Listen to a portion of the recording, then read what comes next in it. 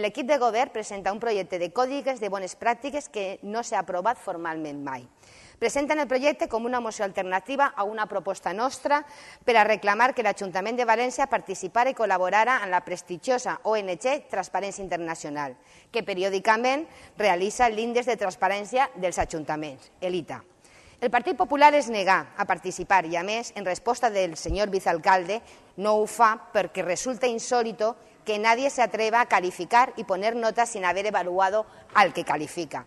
En fi, una resposta que per a nosaltres és lamentable perquè Transparència Internacional és una ONG de reconegut prestigi. A més, qui se suposa que ha d'avaluar un govern? El propi govern s'ha d'autoavaluar? I per què València és diferent a la immensa majoria de ciutats de l'Estat que sí que col·laboren i fins i tot publiquen en les seues webs els resultats d'esta enquesta? La resposta és evident, perquè aquest Ajuntament és profundament opac i no li agrada que l'avaluïn per no mostrar les seues vergonyes. A més, la web de l'Ajuntament de València és altament confusa i poc pràctica. La informació no està clarament classificada i al final és més fàcil trobar-la entrant en un buscador genèric en internet que buscar dins de la mateixa pàgina web. Altres ciutats, com Madrid, Saragossa, Torrent, per posar un exemple proper, tenen portals de transparència a apartats específics dins de la web municipal.